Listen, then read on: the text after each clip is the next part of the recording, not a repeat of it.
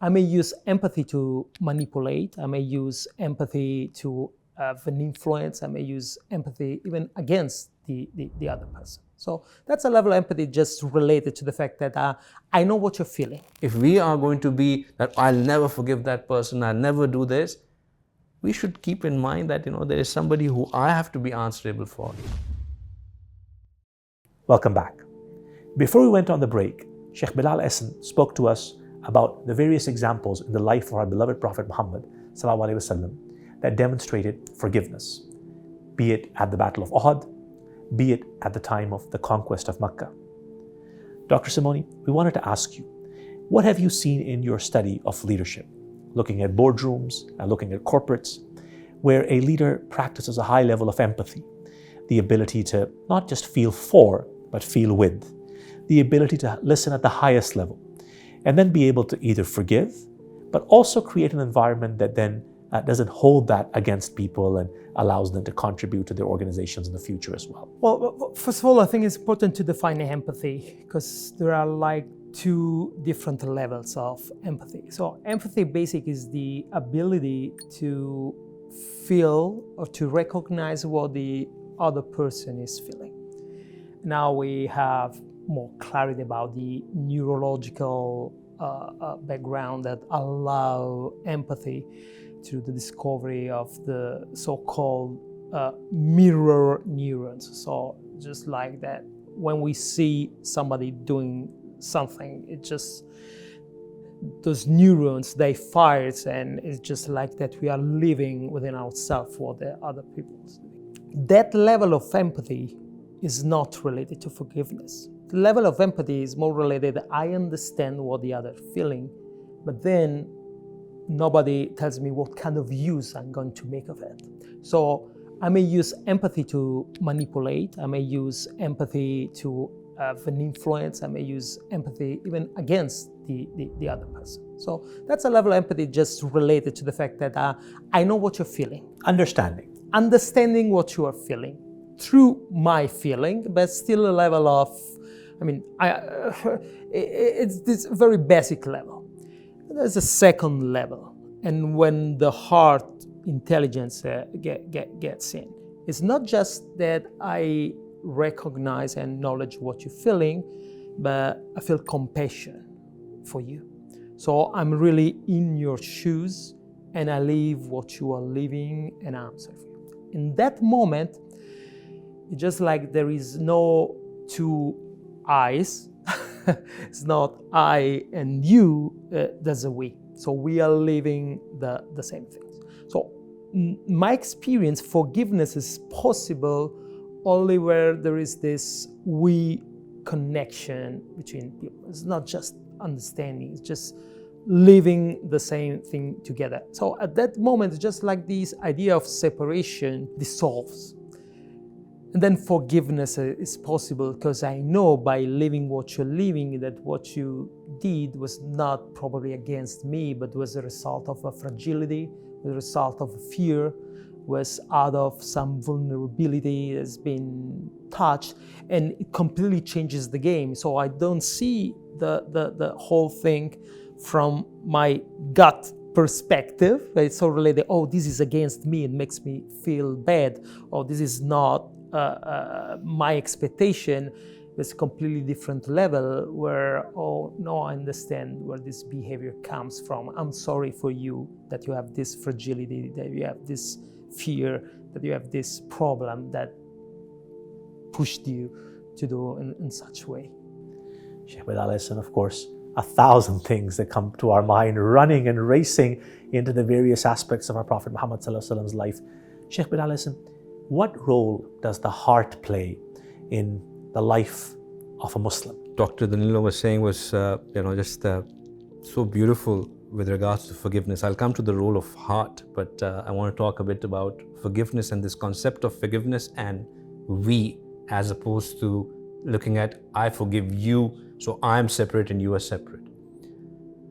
Rasulullah ﷺ taught that none of you can be a believer unless you wish for your brother that you wish for yourself, which means that the very belief of a person is dependent on having this mindset of us, and not thinking as you and I as two separate bodies, wishing for someone that you wish for yourself, right?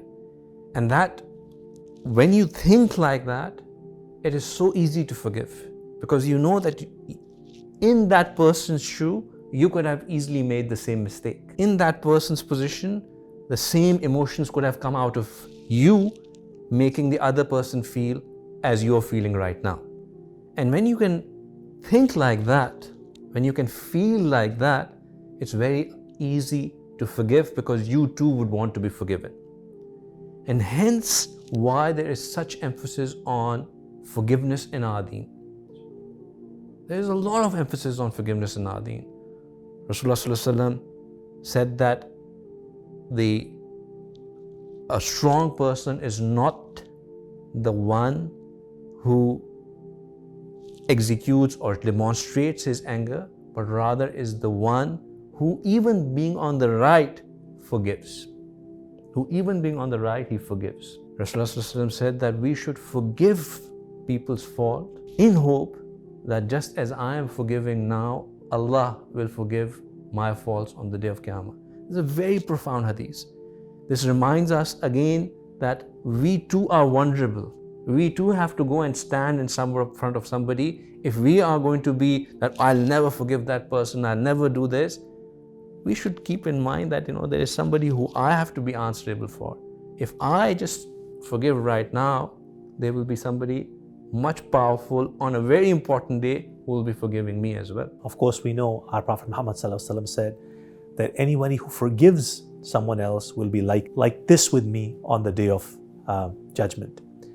Shaykh Bilal, I also wanted to ask you about this element of forgiveness, where in the most difficult times, we've spoken about the time of Taif, when our Prophet Muhammad was so badly treated by the people of Taif. And even at that time, when the angels came to him to say, should we destroy these people, that level of forgiveness, even though people had done harm to him, even though he was on the right, but not only did he forgive them, Shaykh Bilal Ehsan, we know he made dua for them. Absolutely. And then that dua transformed those people's lives for millennia. That's ihsan, what we spoke about previously, that's ihsan. To do something, not only forgive people, but also do something better for them. And there can be anything better than the Prophet ﷺ making dua for someone, because that is an accepted dua. And we saw it, that how Taif got transformed later on. What about the heart, Shaykh Bilal? Tell us, what role does the heart play in the life of a Muslim? Heart for a Muslim is an extremely important part of our anatomy. A heart that is sound, a heart that is pure, a heart that is clean, affects the entire body, its entire emotions, its entire reactions, its entire decision making. So the heart, I don't know if the science has still reached that conclusion or not, but what we do know for a fact from Quran and the teachings of Rasulullah is that the heart is the central organ that, if that is right, the rest, everything would be right. If the heart set is in the right place, the body set, the mind set, the soul set, they will all be connected and all be performing well. There's a hadith of Rasulullah in which he said that, know that in your body there's a piece of flesh. This is verbatim, I'm not exactly quoting the hadith. So Rasulullah said that, know that in your body there's a piece of flesh. If that piece of flesh is sound, the entire body will be sound. And if that piece of flesh is corrupt, the entire body would be corrupt. And know that piece of flesh is your heart. So our heart plays an important role. Allah subhanahu wa ta'ala in different places in Quran have emphasized the importance of heart as well. In one place Allah subhanahu wa ta'ala said that indeed the hearing, the sight and the heart, all of them would be questioned. So he said that what you hear would be questioned, what you see would be questioned, and what is in your heart would be questioned as well. In another place, Allah subhanahu wa ta'ala said, it is not the eyes that become blind, it is the heart that becomes blind. Now, some people, pseudo-intellect people, they go on and say that, this is Allah subhanahu wa ta'ala is, still referring to intellect. So Quran even clarified that. He said, Al-Latif is-Sudur. It is actually the heart that is in your chest. There is no brain in the chest. It is only the heart that is in the chest. So it's the heart in the chest that becomes blind. I was doing some, not as much research as you do on science, but I was doing some research on science, specific aspect of heart being in control. And now there are studies that are available that clearly demonstrate that there are neurons within the heart that send signals to the brain independently, not that they receive from the brain and then vice versa send back to the brain. They are neurons which, based on the emotions that are triggered in the heart, send signals to the brain, and then the brains act accordingly. Of course, we know human beings are a complex creature. Yet self-awareness, self-discovery, knowing ourselves better will allow us to become better leaders in the science of the Seerah of our beloved Prophet Muhammad ﷺ. I know our audience will greatly enjoy and learn from this crossroad of neuroscience, this dimension of psychology, and a better understanding of human behavior, and the lessons of our beloved Prophet Muhammad ﷺ. We continue on this series. We look forward to welcoming you in our next episode. Assalamu alaikum.